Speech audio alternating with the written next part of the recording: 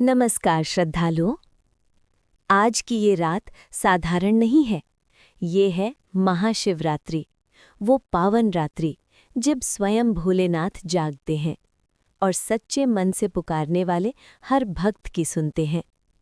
कहा जाता है कि महाशिवरात्रि की रात शिव कथा सुनना और सुनाना हजारों यज्ञों के बराबर पुण्य देता है। इस रात की गई थोड़ी सी भक्ति भी जीवन के बड़े बड़े कष्ट हर लेती है। तो आइए मन को शांत करें, भोलेनाथ का स्मरण करें और ध्यान से सुने महाशिवरात्रि की पौराणिक कथा, जो सिखाती है भक्ति, वैराग्य और शिव कृपा का रहस्य। पूर्व काल की बात है। चित्रभानु नाम का एक शिकारी था। वो शिकार करके अपने परिवार का पालन पोषण करता था।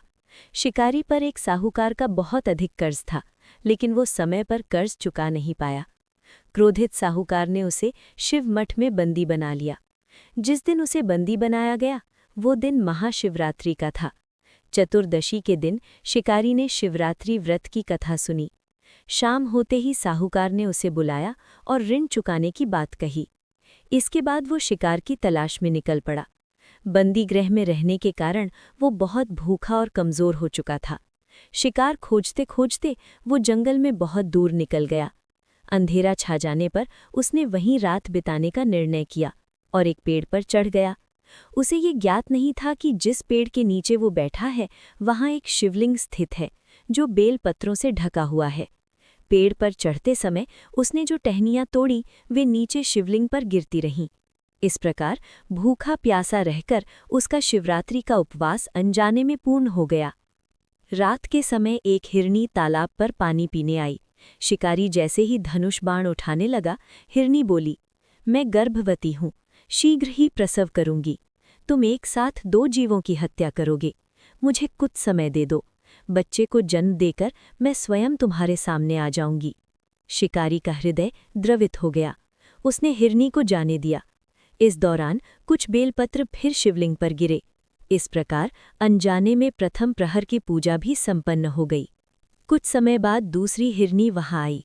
जैसे ही शिकारी ने बाण चढ़ाया, हिरनी ने विनम्र स्वर में कहा, हे शिकारी, मैं अभी अभी ऋतु से निवृत्त हुई हूँ, अपने प्रिय की तलाश में भटक रही हूँ।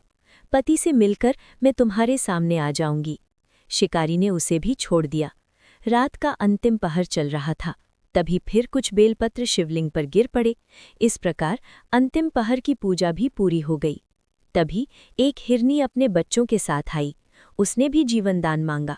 शिकारी ने उसे भी जाने दिया। अंत में एक हिरण वहां आया। शिकारी ने सोचा, अब इसे नहीं छोड़ूंगा। लेकिन हिरण बोला, तुमने मेरी 3 पत्नियों को विश्वास के आधार पर छोड़ा है। मेरी मृत्यु से वे अपना धर्म पूरा नहीं कर पाएंगी। मुझे भी जीवनदान दो। मैं सभी के साथ शीघ्र तुम्हारे सामने आऊंगा। शिकारी ने उसे भी छोड़ दिया। इस प्रकार पूरी रात बीत गई। उपवास, रात्रि जागरण और बेलपत्र अर्पण से अनजाने में ही शिवरात्रि की पूर्ण पूजा संपन्न हो गई। सुबह होते ही हिरण और उसका पूरा परिवार शिकारी के सामने आ गया। उन्हें देखकर शिकारी को गहरा पश्चाताप हुआ। उसने सभी को जीवनदान दे दिया।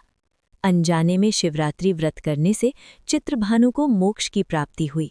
मृत्यु के समय जब यमदूत उसे लेने आए, तो शिवगणों ने उन्हें लौटा दिया और चित्रभानु को शिवलोक ले गए।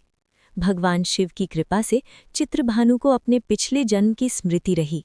अगले जन्म में भी उसने शिवरात्रि व्रत का निष्ठा से पालन किया। हे भक्तों, जो व्रत अनजाने में किया जाए, अगर उसमें श्रद्धा जुड़ जाए तो भगवान शिव उसे भी स्वीकार कर लेते हैं। यही है महाशिवरात्रि का चमत्कार।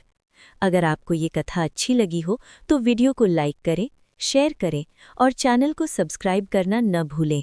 बोलिए ओम नमः शिवाय।